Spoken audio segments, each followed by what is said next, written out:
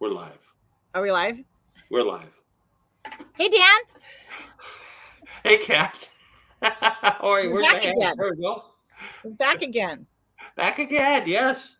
Another Right. week. What is this, like number 4? 4 or 5, yeah. I know. We're doing pretty good. We're going. Okay, I'm going to introduce us on TikTok. Let's live stream on TikTok. 3, 2, 1. Hey, guys. We're live again with Dan Mellis. He's with Nexa Mortgage. I'm Kat Howard with Windermere Real Estate in Woodinville, Washington, not too far from the Seattle Bellevue area.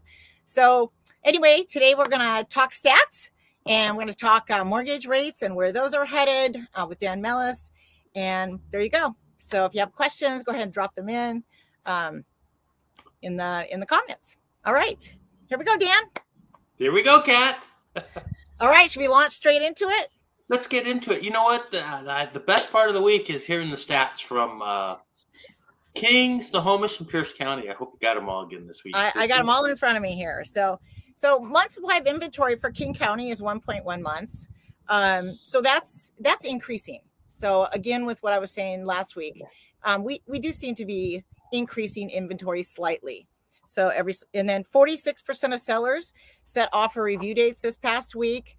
And that's sellers that believe that they're probably going to get sold within the first week on the market and most likely get multiple offers. So that's their anticipation. That's why they set an offer review date. Usually you list on a Thursday, list the home on Thursday, and then you review offers the following Monday or Tuesday to try to get the most offers for the seller. And there's a statistical analysis that proves that if you list on Thursday and you review on Tuesday, you will get the most offers. So for sellers. So anyway, there's that. And then June 25th to July 1st, the 41% of sellers got under contract within the first 7 days. So that's a pretty good number. I will tell you that has decreased. Last week it was 49%. So now it's only 41%. So that number has been decreasing over the past month or so. So the number of days on market, so June, listen to me stumbling around here. June 11th through the 24th, 54% of sellers got under contract within the first 14 days on the market.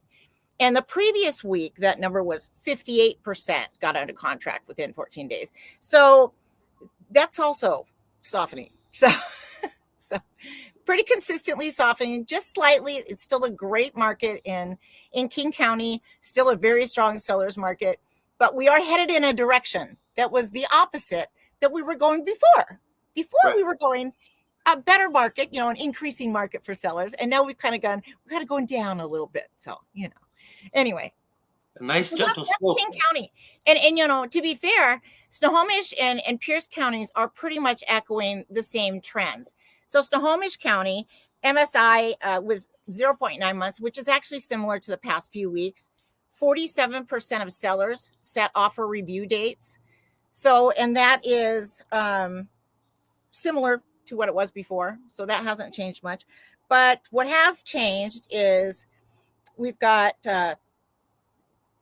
from June 25th to July 1st, 47% of sellers went under contract within the first 7 days. So it was 53%. That's a pretty good drop for 1 week. Yeah, that's 6%. Yeah. Less. So that's, again, it's just confirming what we just went over with King County. And June 11th to June 24th, 64% went under contract in less than or equal to 14 days on the market. And actually the week before it was slightly less, but I think that the 2 weeks before that, it was impacted significantly by the holiday. So, well, anyway, one thing there's June 19th and June 19th, and then there was July 4th. So kind of almost back-to-back holidays. So it's going to kind of mess with the data a little bit. Right.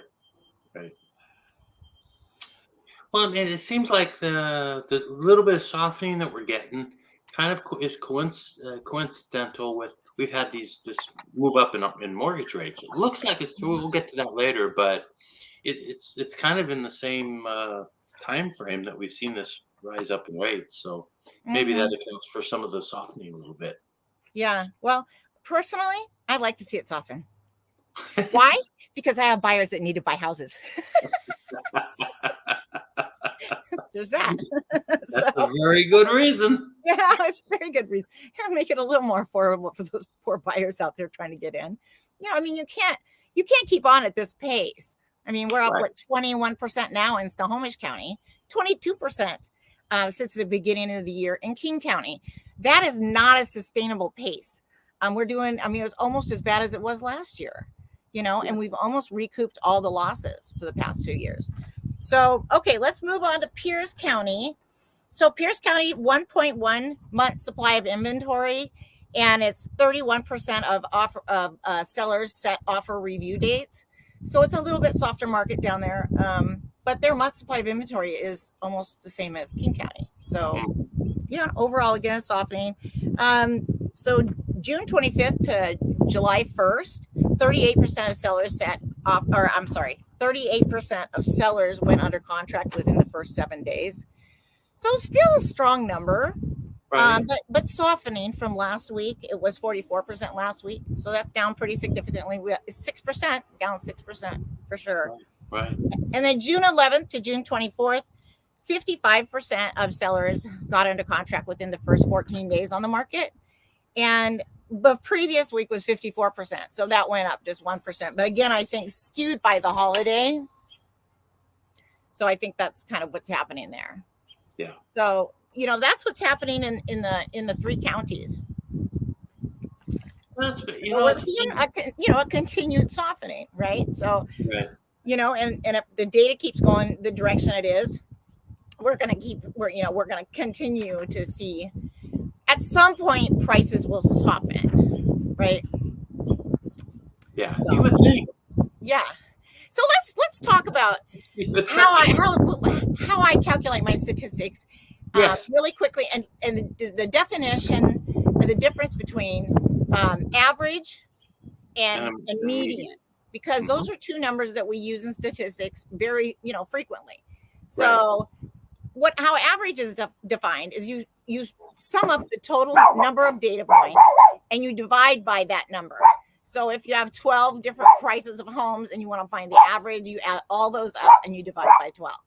And that would give you the average sales price. Sorry, I gotta breathe for a second. Okay, wet my whistle. All right.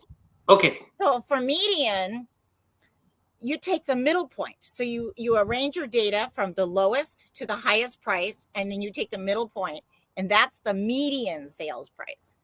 So that's the difference between average and median for statistical purposes. And the thing is, the median can get skewed just a little bit, because if you have more folks in the lower price range, the stuff at the top still may be selling at the right price, at that price, but there aren't as many higher end deals done. So as you line them up and pick in the middle, it goes down a little bit, even the price. Right. And either data, either average or median, can be quite skewed based on what has come on the market recently. So if you're including, and I don't include new construction in my statistics, but if you're including new construction, and there's a bunch of new construction, $1 million to $1.2 million on the high, and that's considered on the high end for your area, then that could skew the data upwards quite significantly, even if you're using average. But it also can do it on median. So, well, that's pretty interesting. Yeah. Sorry. It's a little hot out here. Yeah. Okay, I also wanted to talk a little bit about staging.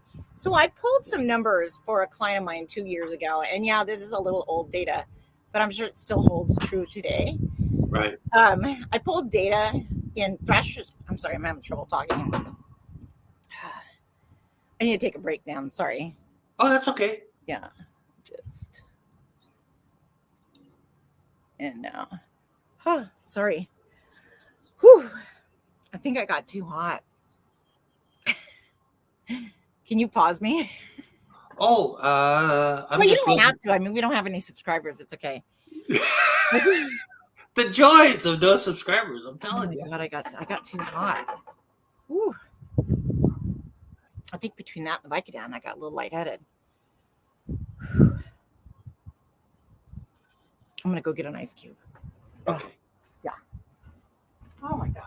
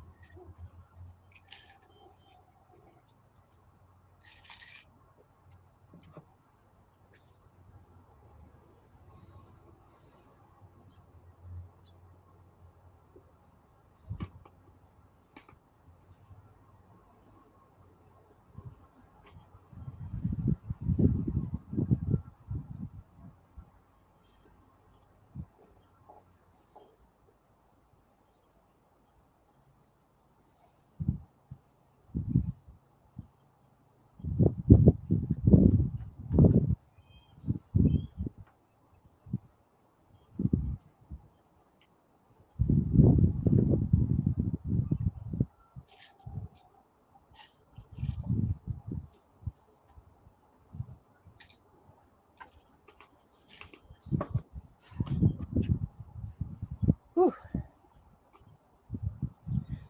That was a lot of moving around, trying to get set up today. Yeah. And I think I got overly hot. Not used to that much exercise. It's a lot of work because I'm moving stacks of books and furniture, and Yeah. I probably should get myself a regular office. My office set up just to film in. I just thought it was more interesting to move it around. Yeah. I got an Well, ice it looked good on the inside, but it just, I think the way the light was streaming through wasn't working, I don't think. Yeah, I'll have to. Yeah, I probably should just set up in my office a good place to do filming. Put this on my neck here. I want to get my dress wet in the front. Whew, got an ice pack here. I'm putting on my wrists. Whew, too hot. You have enough water? Yeah, although I drank half that bottle just now. Well, it's funny. I drink a lot of water, but I don't function well if I have to do physical exercise when it's warm out. And I was already, feeling the pain from my back. Yeah. I think I'll be fine in a second.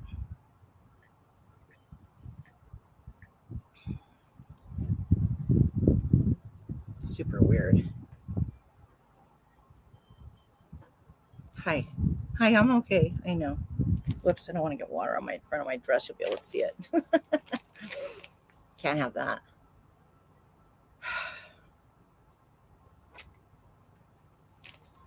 It's on my temple of my head.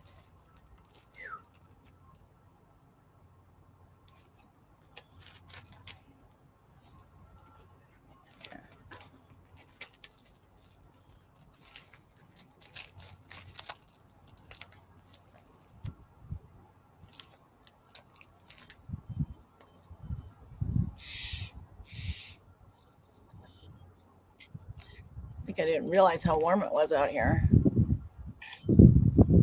I've been indoors all day, so I have no idea. Yeah.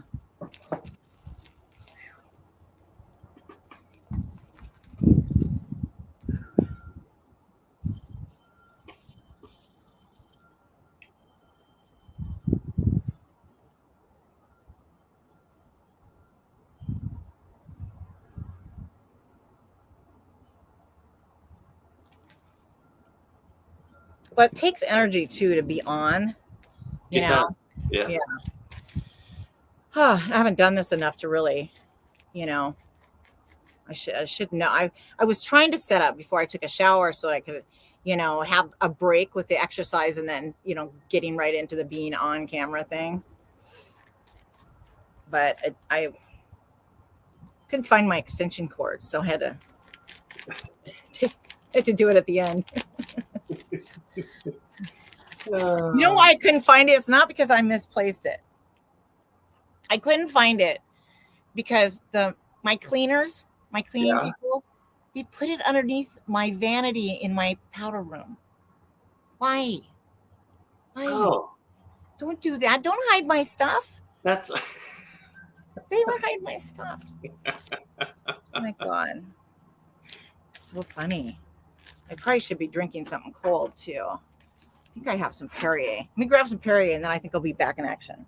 Okay. Whew. Man.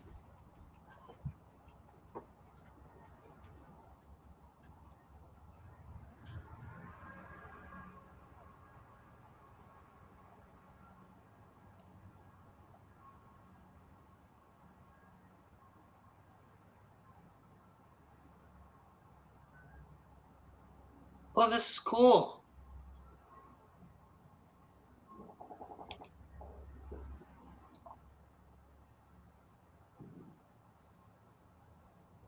Okay, so there's a little bit of delay.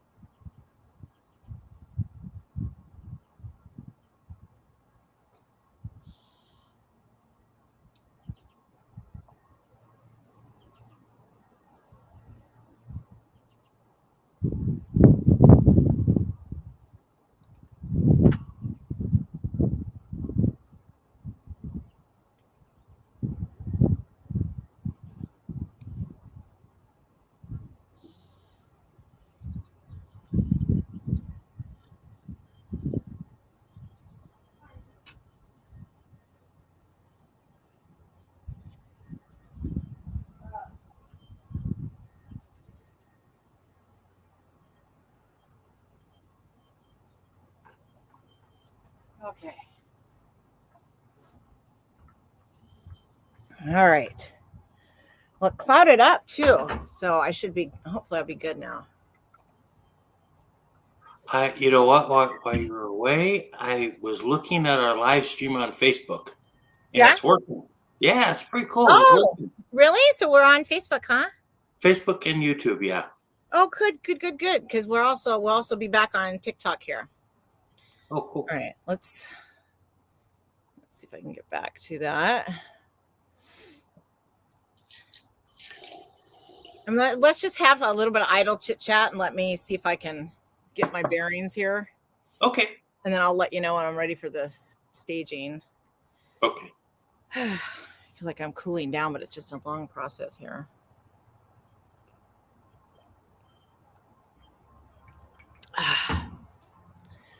Whew. Sorry about that. Jeez, it's embarrassing. I do not do well when it gets warm. I seriously can't function. That was pretty clear. All right, why isn't my TikTok loading? Okay, it's not loading. So let me try that again. So let's go live. Let's try that. Okay, it looks like I can do it now. 3, 2, 1. Okay, folks, we're back with Dan Mellis with Nexa Mortgage. So anyway, just kind of talking about what is happening in the real estate market. He's he's a lender in the area, and so he can kind of fill us in on what's happening with the trend with interest rates right now. So anyway, okay, Dan, let's get right into it. Let's get into it. That sounds good. What do you want to talk about, Kat? Oh gosh, I don't know. How are what direction are interest rates going? I think we hit a turning point in interest rates. I really do. Now Really? I know we joke about it quite a bit. Like I know. I laugh when you say that now, Dan. I'm a forever optimist, but let me show you why. I want to believe you. Yeah, I want to believe. Make me believe you, Dan. I don't know if I can, but we'll do our best. How's that? Okay. Okay, so let's go.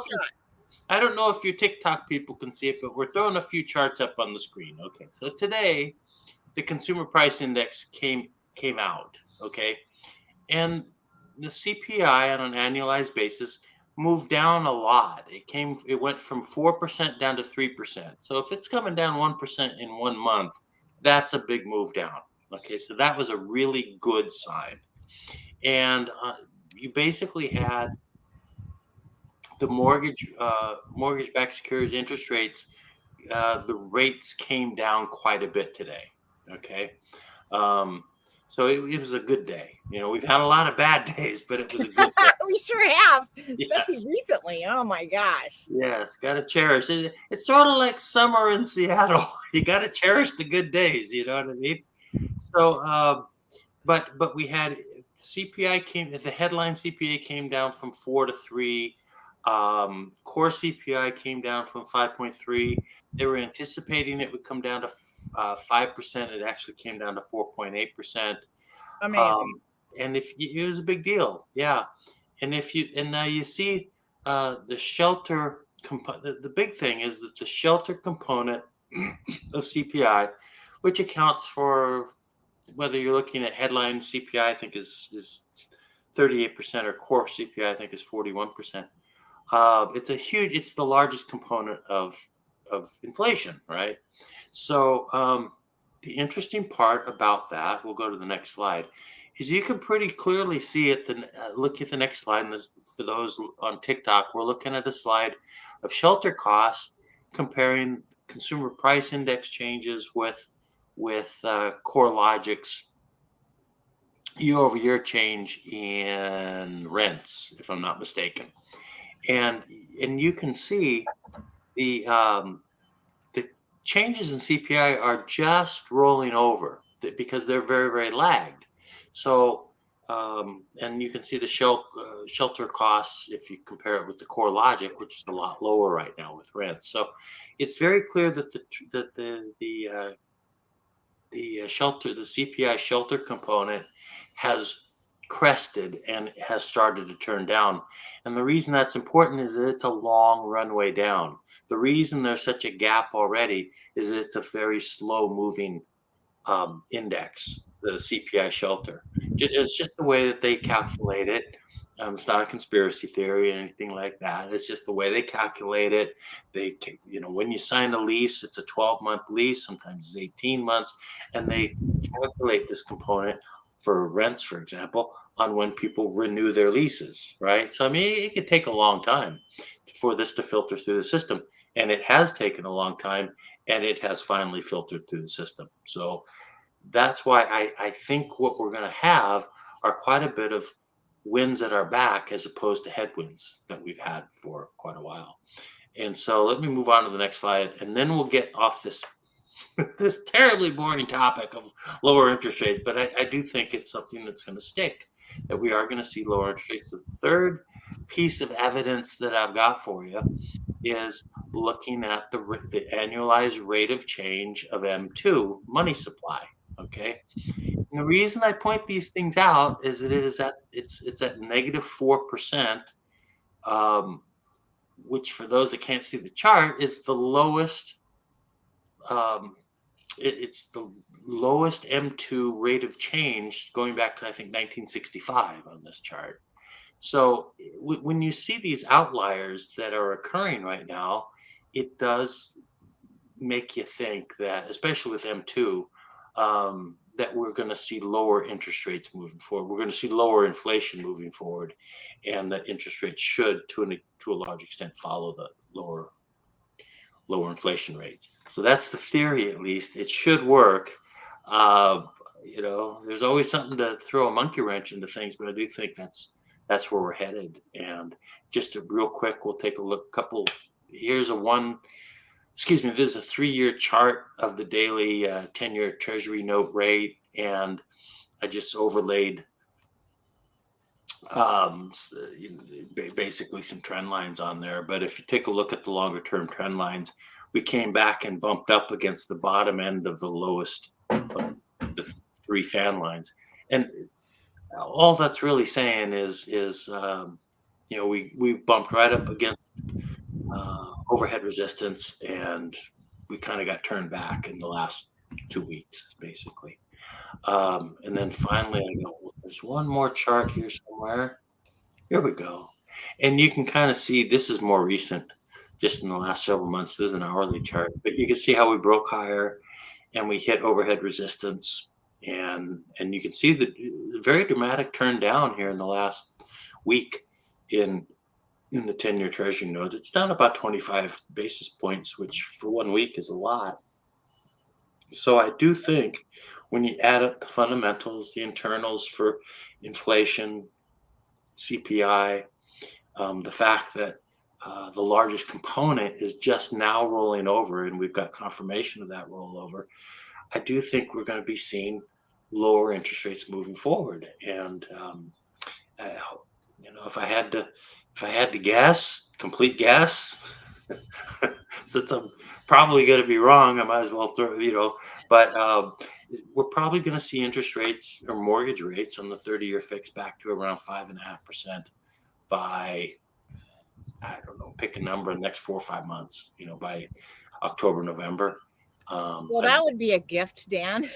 So, well, that's really where I think we're headed. After that, it's a bit more of a crapshoot. But Yeah.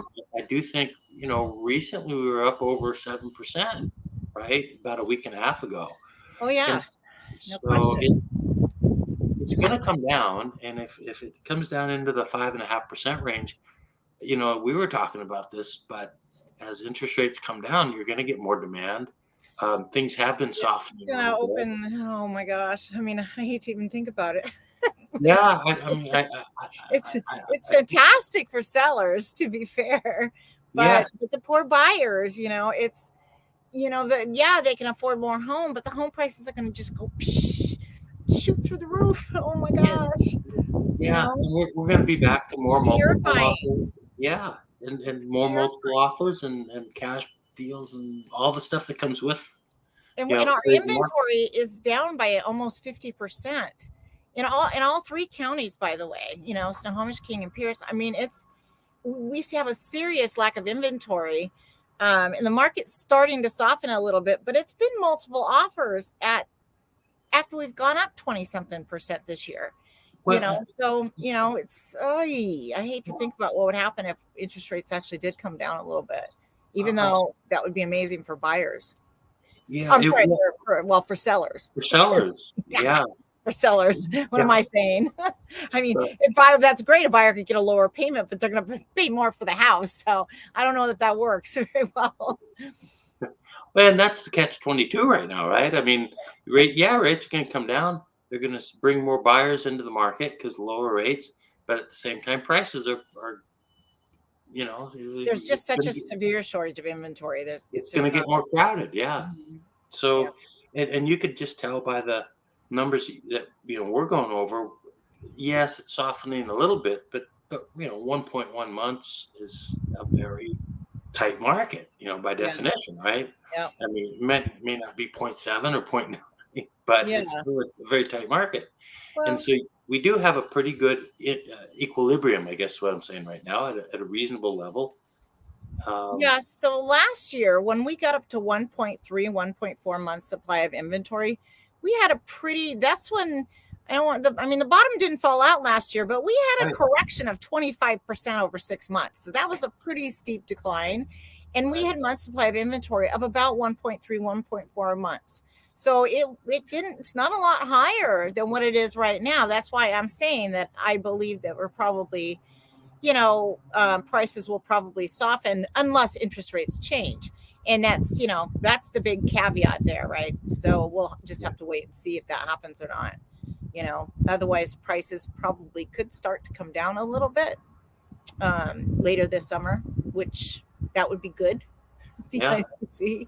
I got to tell you, Dan, I feel like we're on a bit of a roller coaster right now because last year in April, May, we had come up 20, 30, 35% in a lot of areas. In some areas, even more than that. Oh my gosh. Like Woodinville, Kirkland, Bellevue kind of just went through the roof last spring. And then by summer, we kind of turned the corner, May, June, the market started to get softer for sellers. You weren't necessarily going to sell within the first week anymore. Cause it was, back in April, we had 90-something% of homes selling within the first 7 days on the market. I mean, it was incredible. And there were 10, 20, 30. I mean, I participated in more than one 40 something offer situations. You've got 40 something buyers out there wanting the same house and 40 something buyers agents writing the same, I mean, competing for the same property. What do you think that does? You go more than $200,000, $300,000 over. People waive everything. I mean, including financing. They write the seller a check and say, here, you can have a non-refundable earnest money of $80,000. Oh my God. That's frightening. That's pretty crazy. Yeah. Person's financing fails, if it is financed, they could lose a good percentage of their earnest money. So, but anyway. Well, let's hope it doesn't get to that again. Let's just hope that, Dan. Yes. I don't know. Fingers crossed. Only I had a crystal ball. If only I had a crystal ball, yes. Only you had a crystal ball. But I do think it's something to keep an eye on. I really do. I think there's a reasonable chance that we're going to see rates tumble. Yeah. So take it for what it's worth. Maybe it's not worth very much, but take it for what it's worth. If you don't throw it out there, you can never be right? You know, so you can throw a few things, throw a prediction or two out there, you know, and then, you know, if you're right, woohoo, you're a genius. Well, if you're right, you're a genius, and you can put it out on social media. If you're wrong, you just edit it out. See, I said it first. That's what the editing button's for. Right. That's right. Okay, so I wanted to go into a little bit about staging. It costs the seller quite a bit of money, anywhere from $1,500 for a very minor staging of maybe adding a few accent pillows and some art and things, to maybe $4,000 a month or more, depending on how large your home is and how extensive the staging process is. So I just want to go over, what people think are the benefits of staging. And also I wanted to throw out some statistics that I pulled for my own client. And this is back in 2021. But what I did is they were giving me some pushback. They'd done everything else. They had remodeled their kitchen several years prior, so that was in good shape. They went ahead and replaced the carpet, got the interior painted, got the exterior painted. They had the yard just prepped beautifully. And so they'd spent all this money, and they were really giving me pushback about spending another $1,500 or $1,800 on just a little bit of staging, which I thought was critical to get them out there on the market. And so what I did was I pulled a 4-mile radius around their home, and their home was a split level built in the early 80s. Now, where's this at? Which city? So this is Thrasher's Corner. So this is Bothell. Okay. So North Shore School District. Okay. And so again, this is back February 15th through April 15th was the data set I pulled. And I also kept the year range right around when they were built. So 1975 to 1985 kind of thing. And what I found is that the obviously staged professionally, okay, I'm going to start over. The obviously professionally staged homes sold for 3% more than homes that were either vacant or staged with the seller's items. And now if they were a flip and they were vacant, I included those with the unstaged homes because they weren't staged. And that's what the number came out to be, 3%. And we ended up listing their house for around $750.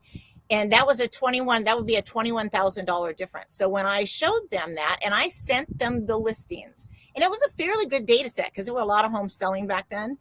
And I sent them the listings of both the ones that were staged and the ones that weren't staged or were vacant, to let them look at them and say, yep, no, this is sort of a comparable to mine. It's close to us, and they agreed. They're like, yes, she's right. And you know me, Dan, I like to be right once in a while. I don't have to be right every time, but I do be right once in a while. And you know what happened? What's that? We got an early offer, and within the first 24 hours, Is It this was after you got the offer after you staged or before you staged? no, after we put it on the market. So we staged it on like a Monday or Tuesday, and then we went on the market on Thursday, right? Okay, that's Because that's right. what a good agent does. So we Yes. put it on the market on Thursday. We got an offer Friday evening, Wow. and that offer was $120,000 over asking price, with I believe it was a $40,000 non-refundable deposit. That's a pretty good return on a $1,500 investment.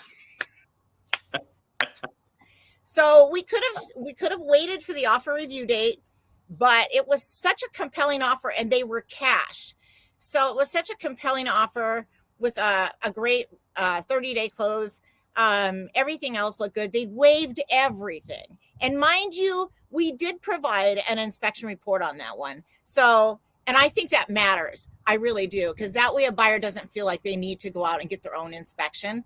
And my clients took care of just about every single thing on that inspection because they were proud homeowners, really proud, and they had the means to do it. So anyway, I thought that was a pretty nice outcome for the package we put together, and I think leaving the staging part out of it would have been a huge mistake. So let me go into, I really want to talk about this. Let me grab a sip of my Perrier. Well, I was doing some quick calculations, and it looks like somewhere in the neighborhood of approximately an 80-to-1 return on that.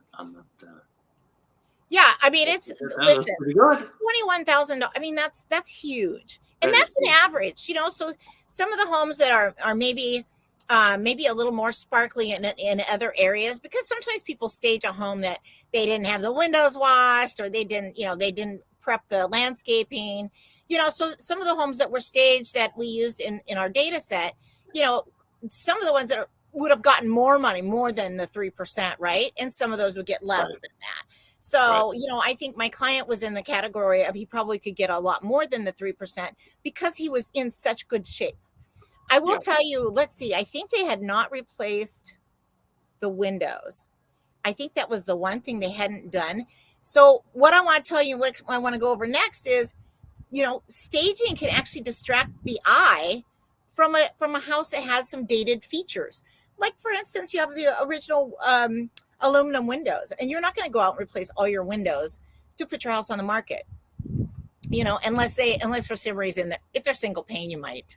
But if they're double pane and they're fairly attractive, you might not want to, expend the money. You might not want to spend the money. Want to clean in there like that. You want to clean like the window sills or something like that, right? Yeah. So you also, prepare a house for market. You have to listen to me or your agent. Okay, to be fair, there's more than one. No, listen to you, Kat. I'm listening to you. So yes, listen to me. You have your windows and your window tracks cleaned, because again, we want that sparkle factor when we have our professional photography team, media team, taking the photographs, shooting the short format videos, and the Matterports, the 3D walkthrough tours, and the drone shots. I mean, you just want everything looking as good as it possibly can. These are not cheap. This is not a $300 photo package we used to do 10 years ago. Right. And I'm happy to do it. I'm happy to pay for it. I'm happy to, put together fancy brochures with all the amazing photos. And so, it's, but it's critical for, it doesn't make much sense to spend all that money on all that professional photography and everything and have kind of grimy windows. Mediocre. Grimy is not a good word, but mediocre. You want everything to be sharp. Sparkly. Yeah, as sharp as it can be within your means, right? Yes, that's right. So, but let me go into a couple of the other reasons why it's a good idea to stage. For one thing, most of the time, and probably across the board, it decreases your time on the market. So, a house that's not staged is not going to be as appealing. You're not going to get as many buyers to walk through the first week.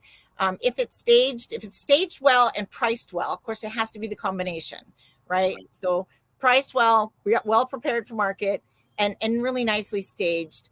Then your time on the market is going to be less than it would be if you weren't those things. So The other thing is you can expect an increased sales price. So like in the example I just gave you, we got, I mean, $120,000 over. You really can't argue with that on a $700,000 house that you have on the market. Houses were going for anywhere between 15 to 25% over at the time. And so if you got a bully offer of about 18% over asking or more, you take that, you snag that, because you don't know for sure what you're going to wind up with on Tuesday. You just don't. I mean, there's been surprises. I've seen houses only go for 40 over when their neighbors were going 100 over. So it just depends on who the pool of buyers is that week. There's just no guarantee. So another thing is staging makes it easier for buyers to envision living in that home and in that space. So with the contemporary, pretty, more modern artwork and throws and pillows and furniture. So it's just a really nice way for buyers to they can picture living there, Right. And so I think that's another benefit. Another thing we just mentioned, it distracts your eye from features that are not updated. So sometimes people have the original moldings in the house, or maybe you've got a texture on the walls that's a little heavier, that dates it back to the 1970s or 80s. And so, but if you've got some really nice staging in there, again, it can detract your eye again, or with the older windows, or even older kitchen cabinets. Maybe you've got the older kitchen cabinets, but you've got some cute staging in the kitchen. Mm-hmm. Bam, suddenly it looks different. You pull it together with a common color, and it can really make a big difference. Well, there's a fine line between old and quaint. Sometimes you get a bunch of older stuff, but you're like, oh, that's so cute. Just because listen, you could sell a house that was built in the 1950s if it's in nice condition all day long. I mean, people love that stuff now. The vaulted ceilings. But the other thing I wanted to add is, this is really important. We are in a competitive seller's market right now. Even though it's slowing a little bit, we are still in a competitive seller's market. So if you have a house staged, what if it only gets you one extra offer? What if it just gets one extra buyer out there and they both write an offer on it? All you need is one more offer to potentially drive the price up, or have the buyer that wins waive the inspection, or whatever those things are. I mean, you could wind up with 5 buyers instead of 2, or 5 buyers instead of 1, just because you staged the house, because you got them to come out to your house, because the pictures are pretty. The walkthrough is pretty, and they like the flow of it, and the flow is more obvious because it's staged well. Right. So if you're trying to walk through a vacant home with a Matterport 3D Matterport, it's really tough to tell room size, and the same thing for family room. Like I was thinking bedroom in my head here, but even like family rooms, it's hard to see and tell how big they actually are unless you see like a sectional sofa, or a sofa and 2 chairs and a coffee table and art on the wall, and everything in comparison size-wise to each other gives you a better idea spatially of how that room functions. So, and the same thing with the dining room. Nice to have a dining room table with chairs. A lot of times they'll do like a table that would be big enough for 6 chairs, and then they'll just include 4 for staging. But it gives a person an idea of how that space can be utilized, and how much, if you can actually have a table with 6 chairs, right? So nice frame of reference. Yeah, exactly. Yeah. So those really are the five major reasons why you would stage. What were they again? What's that? What were they again? The 5 reasons? Okay, so one, you can decrease your time on the market. 2, you're probably going to increase your sales price. 3, it makes it easier for buyers to envision themselves living there. 4, it distracts your eye from potentially dated features of the home. And 5, in a competitive seller's market, there's a good chance you'll get more than one offer, especially because you've got it staged. So, bam. Five good reasons to stage the house. And I got to tell you, just the fact that you could get more money for it alone is compelling. Yes. The idea that you could get maybe an extra offer or 2 is also compelling. I've got a client who has a house, a Rambler, that they want to put on the market, and they don't want to do anything. So what does that mean? Well, that means they're going to get less money for it. It means it could sit on the market a while. You know, we're gonna have to edit this video and send it to them. Good thing they're not on TikTok.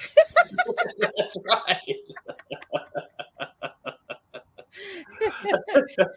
Anyway, so I thought this was really, I just, I know we talked about staging before on our lives here, and I just thought would be nice for me to organize my thoughts and actually get a really nice, clean presentation of what really are the reasons why a person would stage their house. Because you are, as an agent, you're asking your seller to spend a large amount of money. I mean, $1,500 to $4,000 is not chump change. And if you wind up on the market for more than 30 days, then you're looking at potentially spending another month's rent on the staging. So, it's but the numbers speak for themselves. Yes. I mean, you're gonna get more for your house on average, and it's gonna sell faster on average. Yep. Those are the two critical metrics for selling a house. Yep. As I understand it. So, yep. Sorry to interrupt. Go ahead. I was just going to say, back then in 2021, it was a really, really kind of wild market, a little bit better than it is right now for sure. And so I didn't take a look at, which homes sold quicker, which groups sold faster. But that would have been a good stat for me to get. At some point, if I have enough time, going forward, I may take a look at this again. And just do an area or a city, near in King County, Snohomish County, and just do like a 5 or 10 mile radius, and just pick out the homes that have been staged in a price range. So I'm not going to go through 1,000 houses, but I could go through 100, and pick out the ones that have been staged versus the ones that haven't been staged. And it's, and that would be just another set of data for today's market. But I just think that it makes all the difference. I have all my sellers stage their houses if they can. So, and I've got stagers that are, they're competitive. And they can work around like some existing, like if they have some really nice furniture that we can use, we can do that. We don't have to have people take all their stuff out, put it in the garage so the stager can do their thing. It just depends on the situation and, the value of the home, a lot of things, the area, what the expectation is at that point in time. In a super hot market, you can kind of get away with almost anything, but you're still going to get more money if you do the right things. And that's the truth. Well, and you probably have a scale of things, a range of things that you can do, but as far as how elaborate you want to stage, but at the same time, there are probably certain things in any specific house that you're selling. There's something specific that kind of sticks out like a sore thumb. Maybe you want to, use one of those really nice throw rugs or something like that maybe hide some of that. What's interesting? I had a house down in Renton that I listed this past year in the fall, and the rugs the carpets were probably 40 years old, to be fair, and I think they had hardwoods underneath, but we weren't going to pull them up to see, but they were super faded. In some areas they looked green. I swear they were probably originally white. I'm not sure. I have no idea. But they were faded in some of the oddest areas. And I was just like, they got the furniture out of there. I was like, oh my God, that's what we have to work with. Anyway, so I was a little terrified. But I did have him go ahead and blow out the whole interior white, which was amazing. It didn't cost that much. I think it was $5,000, $6,000, something like that to blow the whole thing, like trim, ceilings, walls. It looked so pretty, so bright and white and crisp. Everything looked so nice. And they had replaced the windows. So they have white vinyl windows, but they had these carpets that were, they were a little rough. And And so what I did is the painter I used, his wife is Ukrainian, and they have not that that really matters, other than they have family that had come over from Ukraine recently, and then we've been trying to get them work, right? So they started a little cleaning company, and so that's one thing I learned from him. But anyway, so his wife has a staging company. So we had her come out, take a look at it, and she's, oh no, I can handle this. I was like, oh, okay, all right, let's see what you got. And so she came out, and they got the biggest area rugs you could imagine. Oh my God. Oh, covered almost the entire living room floor. It's fantastic. Amazing. You know, and I had my seller write in the Form 17 that the rugs are faded. So, if they were trying to hide anything, it wasn't any stains. It was just, they were faded, seriously faded. So, and then we changed out a couple of the light fixtures. So the dining room one we modernized, and the entry, and the one in the hallway. And I tell you what, that Matterport looks so sharp when the photos for that place. We sold it in less than 2 weeks. It was amazing. It was actually amazing. Wow. And that one. And that was down in Renton, you're saying? It was the one in Renton. It's the one where the septic failed. Oh. So we had to give the buyer a credit for a new septic system. I mean, what are the odds? Rugs look great, but the septic system didn't quite make it. The rugs were bad. They were bad. So it was a bad rug and bad septic. So the buyer got a little credit. You know, they got a little shiny little credit for those things. But to be fair, my client would have had to put in a whole new one. So the drain field had failed. And so, yeah, I mean, it wasn't anything we could have done. We could have had it checked sooner. Right. But, you know, I never really, for one thing, it's Renton. I wasn't expecting that it was going to be on sewer, because it was in, you know, I mean, it was like in town. So It didn't seem like it would be on sewer. So before we went on the market, I was, you know, getting more information on the property, and I realized that, yeah, we probably should have the septic checked. Well, yeah, because there wasn't much left of the lines going to the drain field. One of them was collapsed entirely. There were only 3 lines. One of them was collapsed entirely. The other one was partially filled with concrete. We can't quite figure that one out. I'm sorry. I'm just laughing so hard right now. No, it's such a bizarre. You know what I'm thinking? This is the material for your next viral TikTok. Right here, septic. The septic? If mold went crazy, completely viral, septic is bound to just beat mold, I think. Mold and rodents. The topic was mold and rodents, and we ended up with 9,000 views in less than, 4 hours this morning. Yeah, who knew people would like to hear a story about mold and rodents? Mold and rodents. And that's why I'm saying this septic story might just this septic story could go somewhere. That's right. Yes. Oh my God. Sorry, yeah, my mind is all over the place today. Sorry about that. What's that? I said my mind is all over the place today, so sorry about that. Oh yeah, no, you're fine. No, I'm the one who had the heat stroke earlier. It's like 70 degrees here in Washington, and I'm having a heat stroke because I moved a few pieces of furniture. I mean, come on. That's what happens to you when you move to Washington. You turn into a real softie. That's right. You know, it gets 72, and you're like, oh my God, need the air conditioning. Who has air conditioning? Because nobody has air conditioning in Washington. You know, so you know.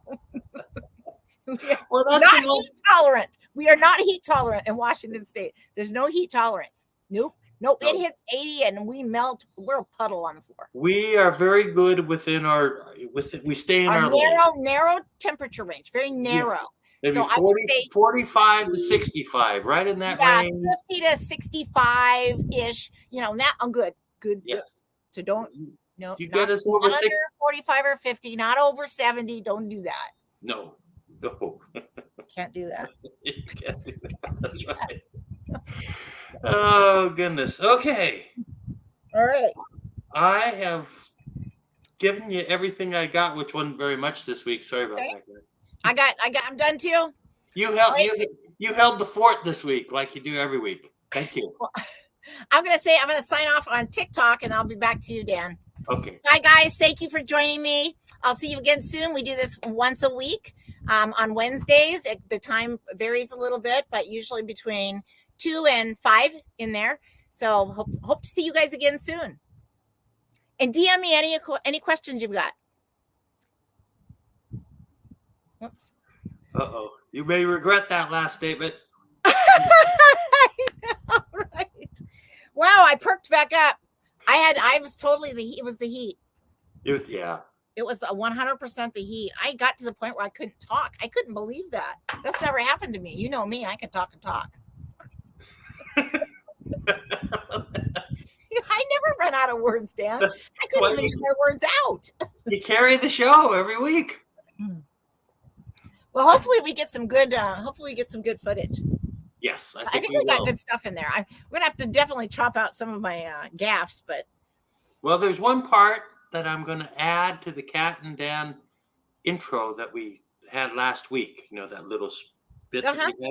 There's a little bit that I will send you later today. You can review it, see if you like. I'm going to add a little bit to that because there's a little bit in here from this week that I can add to the mix. Oh, cool! I like it. Yes, cool. It'll be fun. I thought that was really good information today. Yes, I was thinking we could set up an outtakes video. Yeah, exactly. I know. Well, that's what I called one of mine with that one with you is outtakes. Outtakes, yes. And then in the verbiage I said bloopers with Dan. Like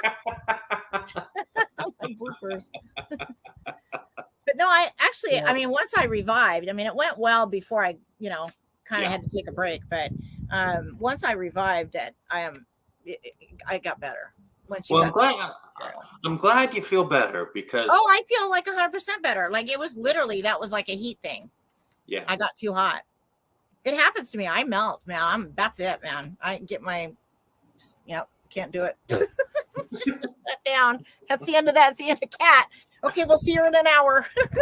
After she cools down. Oh God. Okay, well let's see here. I'm gonna hit the end broadcast button. Okay. Hang on.